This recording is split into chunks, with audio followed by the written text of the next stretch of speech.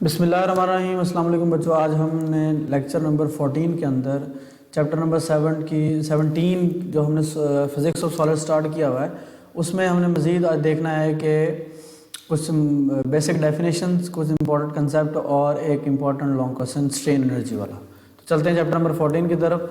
Determination of mechanical properties of wire by tensile test. तो हमने ये बाकी जो उसकी प्रॉपर्टीज़ हैं, इसमें जो है उसको हमने एक एक्सपेरिमेंट के ज़रिए से समझना है, एक टेस्ट के ज़रिए से समझना है, जिसको बोलते हैं टेंसाइल टेस्ट। उसके अंदर एक वायर हम यूज़ करते हैं और उस वायर के साथ हम कुछ वेट अटैच कर देते हैं ताकि वो वायर जो है वो स्ट्रेच हो सके। यानी कि एक वायर है या एक स्प्रिंग है, तो अगर आप देखेंगे स्प्रिंग या एक वायर को अगर आप नॉर्मल कंडीशन में रखेंगे तो वो अपनी जगह पे रुका रहेगा। जैसे हम उसको स्ट्रेच करेंगे, उसके साथ कोई वेट अटैच करेंगे तो वो थोड़ा सा उसकी लेंथ बढ़ना शुरू हो जाएगी। तो अब हमने इसके ऊपर एक टेस्ट अप्लाई करना है और इसी चीज़ को हमने ग्राफ के ज़रिए से अंडरस्टैंड करना है कि ग्राफ हमें क्या चीज़ बताता है। जब हमने ये सारा एक्सपेरिमेंट कर लिया तो करने के बाद हमारे पास जो ग्राफ आया वो कुछ इस तरह का था। हमारे पास जो ग्राफ आया वो कुछ इस तरह का था। इसके अंदर हम ये देख रहे हैं कि ये पहले स्ट्रेट लाइन आ रही है, फिर उसके बाद कर्व होती होती होती बिल्कुल ये कर्व हो जाएगी। तो ये जो ग्राफ हमने बनाया ये स्ट्रेन और स्ट्रेस के दरमियान है। एक्स एक्सिस में स्ट्रेन आएगा, वाई एक्सिस में स्ट्रेस आएगा। तो अब हमने इनके दरमियान ग्राफ ड्रा करना है और ये सारा जो काम होगा ये एक इलेक्ट्रॉनिक मशीन के ज़रिए से होगा। जैसे जैसे हम उसके साथ वेट ऐड करते जाएंगे, सपोज आपके पास ये एक वायर है, ठीक है, उसके साथ आपने वायर के साथ नीचे पहले आपने इसकी लेंथ मेजर कर ली। अब जैसे जैसे आप इसके साथ वेट ऐड करते जाएंगे, इसकी लेंथ बढ़ना शुरू हो जाएगी आहिस्ता आहिस्ता। लेकिन नॉर्मली आपको स्प्रिंग की तो लेंथ बढ़ती हुई नजर आएगी, वायर की लेंथ बढ़ती हुई नजर नहीं आएगी। उसको चेक करने के लिए फिर हमने इसके साथ एक इलेक्ट्रॉनिक मशीन अटैच करेंगे तो कि इसकी हल्की सी वेट के अंदर चेंज जो है वो भी हमें मेजर करके दे देगा। अब हमने जैसे जैसे वेट ऐड करते जा रहे हैं उसकी लेंथ बढ़ना शुरू हो जाएगी। इसका मतलब है कि वेट ऐड करने का मतलब है इसके ऊपर हम स्ट्रेस अप्लाई कर रहे हैं।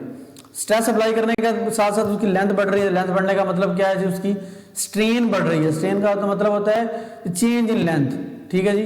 तो जैसे जैसे हम स्ट्रेस अप्लाई कर रहे हैं उसके अंदर चेंज जो है वो भी प्रोड्यूस हो रहा है। तो लेंथ इंक्रीज कैसे हो रही है? स्ट्रेस के अप्लाई करने के बाद। तो शुरू में ये हमें ये पॉइंट नजर आ रहा है, ये स्ट्रेट लाइन हमेशा किस चीज को रिप्रेजेंट करती है? स्ट्रेट लाइन हमेशा ये चीज रिप्रेजेंट करती है कि अगर दो चीजें आमने सामने हैं तो वो उन दोनों के दरमियान क्या रिलेशन है। अब स्ट्रेट लाइन जो होती है वो ये रिलेशन शो करती है कि ये दोनों डायरेक्टली प्रोपोर्शनल है। इसका मतलब है कि इनिशियल स्टेज के ऊपर हमें यह पता चलेगा कि स्ट्रेस और स्ट्रेन जो है वो डायरेक्टली प्रोपोर्शनल है।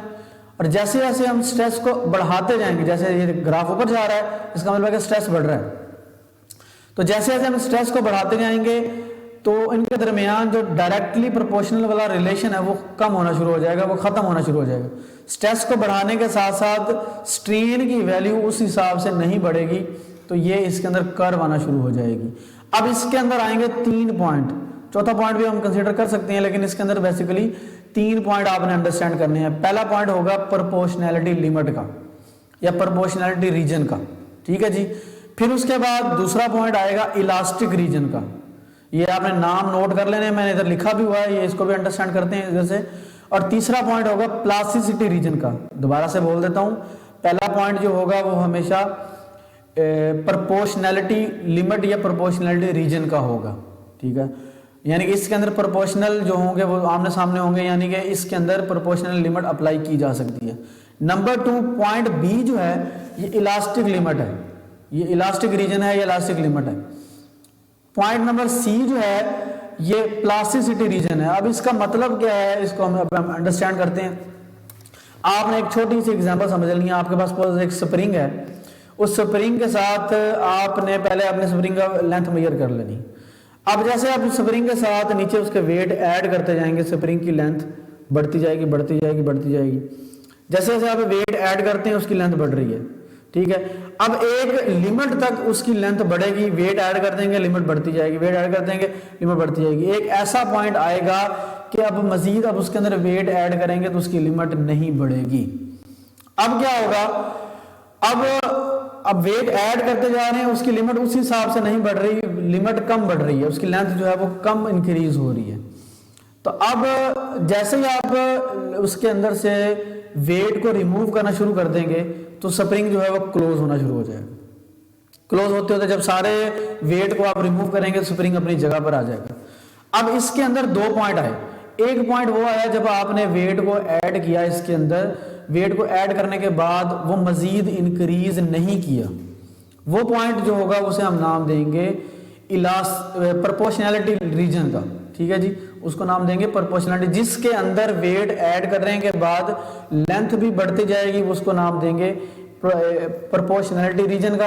अब जैसे हम वेट ऐड कर रहे हैं, स्प्रिंग की डिफॉर्मेशन चेंज नहीं हुई, स्प्रिंग की शेप तो चेंज नहीं हुई, लेकिन शेप तो चेंज हो गई है, लेकिन उसकी जो बिगाड़ है वो दोबारा अपनी पोजीशन पे वापस आ सकती है। इस रीजन को हम नाम देंगे इलास्टिक रीजन का, ठीक है जी। अब अगर हम मजीद स्प्रिंग को और स्ट्रेच कर लें और पकड़ के खींच लें, तो अब स्प्रिंग को अगर हम छोड़ भी दें तो स्प्रिंग अपनी उस पोजीशन पे वापस नहीं आएगा।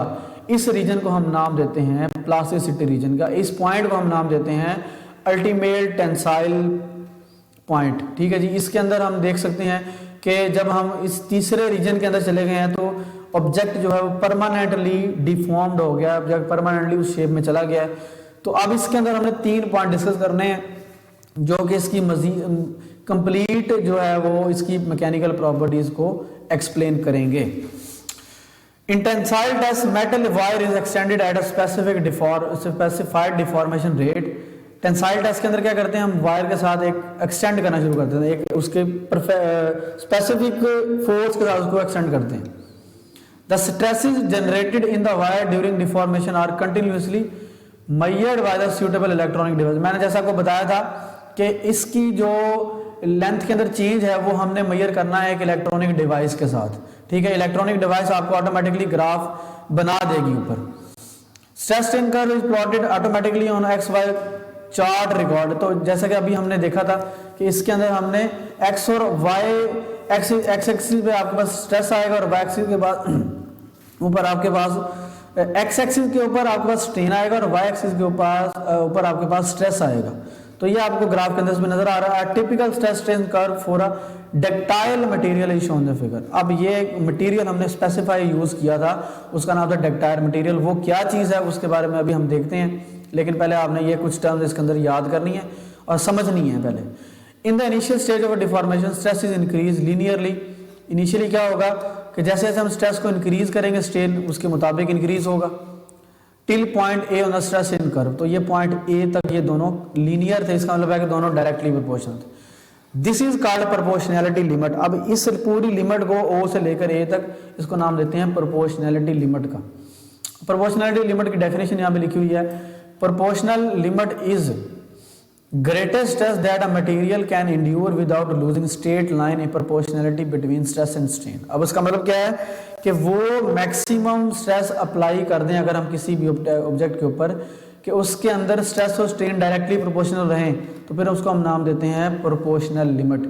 यानी कि इसके अंदर हम कह सकते हैं कि ये वाला जो फार्मूला है ये स्ट्रेस डायरेक्टली प्रोपोर्शनल है स्ट्रेन के, ठीक है जी।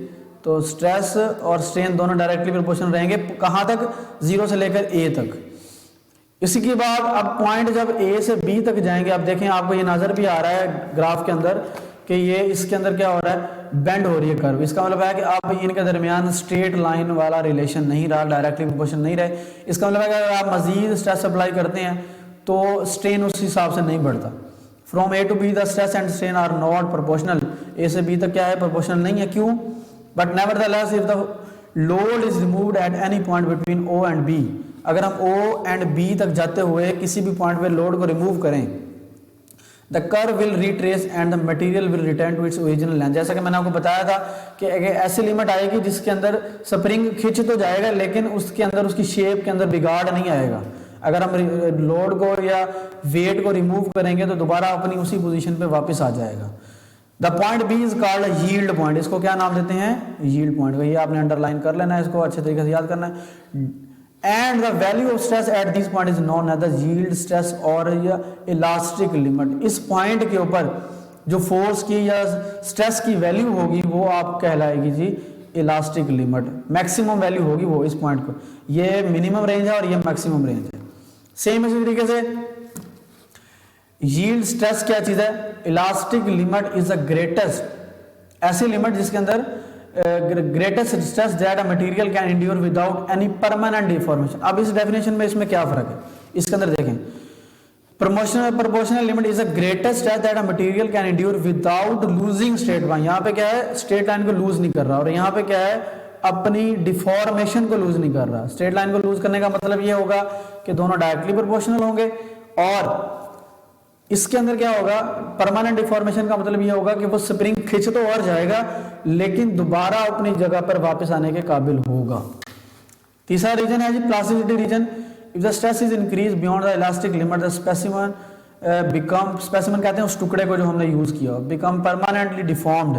अब देखिए यहाँ पे ग्राफ के अंदर भी आपको नजर आ रहा है, बी से सी तक जब जाएंगे तो अब अगर मजीद उसको हम खींचना शुरू कर दें तो बी से सी तक जो है वो अब वो डिफॉर्म्ड हो जाएगा परमानेंटली, अब अपनी इनिशियल पोजीशन पे वापस नहीं आएगा। ठीक है जी, this kind of behaviour is called plasticity. The region of plasticity is represented by the portion of curve from B to C. तो ये आपको नजर भी आ रहा है, बी से सी तक कर्व ज्यादा हो रही है, इसका मतलब है कि अब जो मटेरियल या जो भी वायर या जो भी स्प्रिंग हम यूज करेंगे वो दोबारा अपनी उस जगह पर वापस नहीं आएगा, शक्ल में बिगड़ जाएगा लेकिन वो वापस नहीं आ सकता। अगर हम मजीद उसको और खींच दें तो अब क्या होगा, तो वो टूट जाएगा। ठीक है जी, अगर हम वायर की बात करें तो वायर वहां पर टूट जाएगी। The point C represent the ultimate tensile strength, UTS इसे बोलते हैं। ऐसा पॉइंट जिसके ऊपर ऑब्जेक्ट अपनी ओरिजिनल पोजीशन पे वापस ना आए उसको बोलते हैं अल्टीमेट टेंसाइल स्ट्रेंथ। दोबारा से बोल देता हूं, प्लास्टिसिटी रीजन के अंदर ऑब्जेक्ट अपनी पोजीशन पे वापस नहीं आता, इसके अंदर परमानेंट चेंजेस आ जाते हैं। अब ऐसा मैक्सिमम पॉइंट जिसके अंदर अगर हम उसको छोड़ें तो उसके अंदर जो चेंज है वो परमानेंट आ जाए और वो ऑब्जेक्ट अपनी पोजीशन पे वापस ना आए। Ultimate tensile stress is the maximum stress a material can withstand once point C is corresponding to UTS is crossed. अगर आप पॉइंट सी पे एक मरतबा पहुंच जाते हैं तो ऑब्जेक्ट कभी भी दोबारा उस पोजीशन पे वापस नहीं आएगा। The material break at point D responding to the fracture stress. इसको क्या नाम देते हैं जी, ये देखें, इस पॉइंट डी को हम नाम देते हैं फ्रैक्चर स्ट्रेस। इसके ऊपर ऑब्जेक्ट जाके ब्रेक कर जाता है। दोबारा से बोल रहे हैं, पॉइंट ओ जो था वो ओरिजिनल उसकी लेंथ थी, यानी कि हमने स्टार्ट लिया। अब जैसे हम पॉइंट ओ से ए तक गए, इसके ऊपर हमारे पास प्रोपोर्शनैलिटी रीजन आ गया। ठीक है जी, प्रोपोर्शनैलिटी लिमिट रहेगी इसके अंदर। ए से बी तक जो रीजन है इसको हम नाम देंगे इलास्टिक रीजन, और पॉइंट बी जो होगा वो यील्ड पॉइंट होगा। बी से सी तक जो होगा वो प्लास्टिसिटी रीजन होगा, और सी जो पॉइंट होगा इसका हम नाम देंगे यूटीएस का। और इसी तरह सी से डी तक जो है ये फ्रैक्चर रीजन है, और डी पॉइंट जो होगा ये फ्रैक्चर स्ट्रेस पॉइंट होगा। उसके बाद मटेरियल को अगर हम क्लासिफाइड करें तो मटेरियल दो तरह के होते हैं, एक डक्टाइल मटेरियल और दूसरा ब्रिटल मटेरियल। ऐसा मटेरियल जिसके ऊपर अगर हम स्ट्रेस अप्लाई करें और वो अपनी पोजीशन पे वापस ना आए, substance that undergo plastic deformation until they break are called ductile substance. अब देखें यहाँ पर आपको ये डायग्राम एग्जांपल भी बताइए, lead, copper and wrought iron are called ductile material. अगर हम इसके ऊपर पहले इसकी डेफिनेशन पढ़ लेते हैं, फिर उसको मैं आपको डिफरेंस एक शॉर्टली बता देता हूँ। The substance which just after the elastic limit is reached which break after the elastic limit is reached are known as a brittle substance। अब जैसे हमारे पास एक स्प्रिंग है, स्प्रिंग को हम खींचते जा रहे हैं, वो खींचता जा रहा है, खींचते जा रहे हैं, वो खींचता जा रहा है। अब इस तरह के मटेरियल को हम नाम देंगे डक्टाइल सब्सटेंस का। लेकिन अगर हम ऐसे करें कि एक ऐसा मटेरियल जो बिल्कुल बहुत हार्ड हो, उसको थोड़ा सा हम खींचें और वो उसी वक्त ब्रेक कर जाए, उसको हम नाम देंगे, जिसके अंदर थोड़ी सी भी लचक ना हो, उसको हम नाम देंगे ब्रिटल सब्सटेंस का। Substance that undergo plastic deformation, ऐसा सब्सटेंस जो प्लास्टिक डिफॉर्मेशन तक चला जाए, उसके अंदर बिगाड़ परमानेंट आने के बाद वो टूटे, उसको नाम देंगे डक्टाइल सब्सटेंस का। उसमें लेड भी आती है, कॉपर भी आती है, रॉट आयरन और डक्टाइल, ये सारे जो हैं ये डक्टाइल हैं तीनों। इसी तरह अगर आपके पास एक हार्ड आयरन है, ठीक है जी, और अगर ग्लास है, ग्लास को अगर आप थोड़ा सा फोर्स लगाने के बाद वो बेंड नहीं होता, वो ब्रेक करता है सिर्फ। Substance which break just after the elastic limit, ऐसा सब्सटेंस जो इलास्टिक लिमिट ये वाला पॉइंट क्रॉस करने के बाद फौरन ही टूट जाए, वो आपके पास ब्रिटल सब्सटेंस होगा। और ये वाला पॉइंट क्रॉस करने के बाद अगर वो टूटे तो फिर उसका नाम देंगे डक्टाइल सब्सटेंस का। जिसके अंदर लचक ज्यादा है उसको डक्टाइल का नाम देंगे, जिसके अंदर लचक कम है उसको हम ब्रिटल का नाम देंगे। Glass, high carbon and steel, जो स्टील जो है वो इसकी अलॉय फॉर्म होती है इसकी आयरन की, तो स्टील ज़्यादा हार्ड होता है, आयरन जो होता है वो कम हार्ड होता है। तो हम कह सकते हैं कि स्टील जो है ये ब्रिटल है और आयरन जो है वो डक्टाइल है। उसके बाद एक इम्पॉर्टेंट हमने टॉपिक पढ़ना, बड़ा ही आसान है ये, इसके अंदर हमने एनर्जी का फार्मूला ड्राइव करना, बेसिकली हमारा ये मकसद है। तो हमने ये डायग्राम के अंदर देखा और इसका ग्राफ फिर से भी बना लिया। अब मैं आपको पहले सारी स्टोरी सुना देता हूँ कि क्या करना है इसके अंदर, फिर हम इसके फार्मूले की तरफ चलते हैं। हमारे पास एक वायर है और वायर के साथ हमने एक मैस अटैच कर दिया और उसको हमने अटैच कर दिया एक इलेक्ट्रॉनिक सिस्टम के साथ। अब जैसे जैसे हम वायर के अंदर के साथ मैस और अटैच करते जा रहे हैं, उसकी जो इसके अंदर जो खिंचाव है, डिफॉर्मेशन है, वो बढ़ता जाएगा बढ़ता जाएगा। अब ये जो रीजन है यहाँ पर आके उसकी जो है वो इलास्टिसिटी रीजन जो है वो खत्म हो जाएगा। जैसे कि हमने ये ग्राफ के अंदर देखा है, हमने ग्राफ का इतना हिस्सा यानी कि कंसिडर कर लिया, ये वाला जो इतना हिस्सा है ये हमने इसके अंदर बना लिया। यहाँ पर ये देखें इधर तक, ठीक है। अब यहाँ पर ये बेंड होना शुरू हो गई है, इसका मतलब है कि कर्व अगर बेंड हो रही है तो इसका मतलब है कि डायरेक्ट रिलेशन इसके अंदर नहीं रहेगा। तो इतने हिस्से के अंदर इसके अंदर हमने देखा है कि ये डायरेक्ट रिलेशन है। अब हमने इस स्लोप के ऊपर 3 या 4 जगह के ऊपर वैल्यू फाइंड आउट करनी है कि फोर्स की वैल्यू कितनी थी और उसके अंदर एरिया उसने कितना कवर किया, यानी कि फोर्स कितनी लगी और उसके अंदर कितना चेंज आया, यानी कि स्ट्रेस कितना था और स्ट्रेन कितना प्रोड्यूस हुआ। ये हमने 3 से 4 पॉइंट के ऊपर इसके अंदर कैलकुलेट करके उसको फार्मूला ड्राइव करना है। अब यहाँ पे अगर हम इनिशियली देखें इसके ऊपर ये पॉइंट जो है इनिशियली क्या होगा कि 0 से स्टार्ट होगा। अब हम फोर्स अप्लाई करते जा रहे हैं, वेट बढ़ता जा रहा है, जो डायरेक्टली प्रोपोर्शनल है। इनिशियल पॉइंट के ऊपर फोर्स F थी, उसका जो इस लाइन के ऊपर जो रीजन बन रहा है उसको हमने डेल्टा A का नाम दे दिया। इसी तरह एक और पॉइंट चूज किया हमने इसी लाइन के ऊपर, वो पॉइंट B था और उसके ऊपर जो फोर्स लग रही है उसको हमने F1 का नाम दिया। इसी तरह इस लाइन के ऊपर हमने तीसरा पॉइंट चूज किया जिसको C का नाम देते हैं और वो इसके ऊपर जो फोर्स लग रही है उसको F2 का नाम दें। आप इसको F1, F2, F3 भी लिख सकते हैं, FA, FB भी लिख सकते हैं, जैसा आपको इजी लगे वो आप कर सकते हैं। ठीक है जी, ये हमने पॉइंट यहाँ पे H कंसिडर कर लिया है, ये आपके पास G पॉइंट है। इस पॉइंट के ऊपर जो लेंथ आएगी उसको हम L2 का नाम देंगे क्योंकि ये F2 की वजह से आ रही है। इस पॉइंट के ऊपर जो लेंथ आएगी क्योंकि लेंथ बढ़ेगी, इसके ऊपर जो लेंथ आएगी उसको हम L1 का नाम देंगे क्योंकि ये F1 की वजह से आ रही है। और इस पॉइंट के ऊपर जो लेंथ आएगी उसको हम L का नाम देंगे क्योंकि ये F की वजह से क्रिएट हो रही है और इनके दरमियान का जो गैप होगा उसको हम डेल्टा X से रिप्रेजेंट करेंगे। तो स्ट्रेन एनर्जी क्या चीज है? The amount of potential energy store in the material due to displacement of its molecule from its equilibrium. अब हमने क्या किया, जैसे जैसे वेट ऐड कर रहे हैं उसके अंदर स्ट्रेचनेस आ रही है, ठीक है, खिंचाव आ रहा है, तो खिंचाव की वजह से वेट ऐड करने की वजह से उसके अंदर पोटेंशियल एनर्जी स्टोर हो जाएगी और जैसे हम वेट को रिमूव करेंगे वो दोबारा अपनी उसी पोजीशन पे वापस आ जाएगी। इस एनर्जी को हम नाम देंगे स्ट्रेन एनर्जी का, यानी कि उस स्प्रिंग के अंदर, उस मटेरियल के अंदर जो हम एनर्जी स्टोर करेंगे उसको हम नाम देंगे स्ट्रेन एनर्जी का, क्योंकि हम सॉलिड यूज कर रहे हैं तो सॉलिड के अंदर जो हम यूज करते हैं उसको स्ट्रेन का नाम दिया जाता है। अब ये सारी जो स्टोरी है यहाँ पे मैंने आपको बताई वो इसके अंदर बताई गई है कि सबसे पहले हमने एक वायर कंसिडर की, उसके साथ एक वेट अटैच करते जाएंगे आहिस्ता आहिस्ता और उसके ऊपर हमने वैल्यू को फाइंड आउट करना है। तो ये हम डेरिवेशन की तरफ चलते हैं। डेरिवेशन ऑफ एक्सप्रेशन, हमें पता है कि वर्क डन जो है वो बराबर होता है एरिया ऑफ ट्राइंगल के। अब यहाँ पर क्योंकि हमारे पास एक डे देखें, आप अगर इसको कंप्लीट करते हैं तो हर जगह पर एक कोई ना कोई ट्राइंगल बन रही है, इस जगह पर, इस जगह पर, तो टोटल वर्क डन होगा जो जितना फोर्स उसके ऊपर अप्लाई होगी, जितना उसने लेंथ कवर की होगी, वो टोटल वर्क डन के बराबर आ जाएगा। और वर्क डन हमें पता है कि बराबर होता है यहाँ पर एरिया ऑफ ट्राइंगल के। यह आपने 9th क्लास के अंदर इक्वेशन ऑफ मोशन पढ़ी होंगी, वहाँ पर हम ग्राफ के जरिए से इसको कैलकुलेट करते हैं। तो work done is equal to, हमें पता है कि एरिया ऑफ ट्राइंगल होता है 1/2 बेस मल्टीप्लाई बाय एल्टीट्यूड।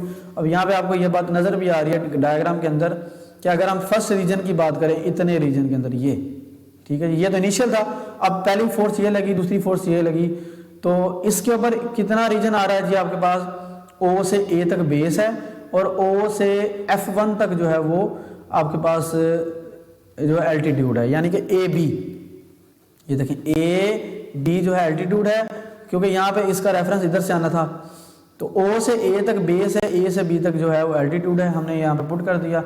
ओ ए जो है वो L1 के बराबर है और ए बी जो है वो F1 के बराबर है। ये हमने डायग्राम के अंदर से भी देख लिया। ये देखिए ए बी जितनी लेंथ है उतनी F1 के बराबर है और O से ए तक जो है वो L1 के बराबर है। तो हमने इसकी वैल्यू पुट कर दी। हमें पता है कि वर्क डन जो है वो एनर्जी के बराबर होता है वर्क एनर्जी थ्योरम के मुताबिक। तो हमने दोनों को बराबर किया और वर्क डन की जगह पर हम लिख सकते हैं स्ट्रेन एनर्जी, क्योंकि ये दोनों बराबर हैं। तो फार्मूला आपके पास आ गया 1/2 L1 × F1। अब हम अगर इसको इलास्टिक की फॉर्म में कैलकुलेट करना चाहें तो फिर उसको हम थोड़ा सा चेंज करते हैं। हमें पता है कि इसका जो क्रॉस सेक्शनल एरिया है वो ए है, इसकी जो लेंथ है वो एल है और मॉडुलस ऑफ इलास्टिसिटी जो है वो ई से रिप्रेजेंट किया जाता है। और प्रीवियसली हमने ये पढ़ा था कि मॉडुलस ऑफ इलास्टिसिटी जो है वो स्ट्रेस ओवर स्ट्रेन के बराबर होती है और इसको हमने मैथमेटिकली इस तरह भी लिखा था F/A डेल्टा L/L। तो अगर हम यहाँ पर इस फार्मूले को यूज़ करते हुए लिखें तो स्ट्रेस की जगह पर आ जाएगा F1/A, ठीक है जी, क्योंकि हमारा पॉइंट क्या था F1 है और उस जगह पर जो स्ट्रेन है लेंथ के अंदर जो चेंज है वो L1 है और ओरिजिनल लेंथ जो थी वो L थी। तो अब हम इसको क्रॉस मल्टीप्लाई करवाते हैं। क्रॉस मल्टीप्लाई करवाने के बाद ये आपके पास रिजल्ट आ गया F1L डिवाइडेड बाय AL1, ठीक है जी। तो ये आपने यहाँ पे राइट कर लिया।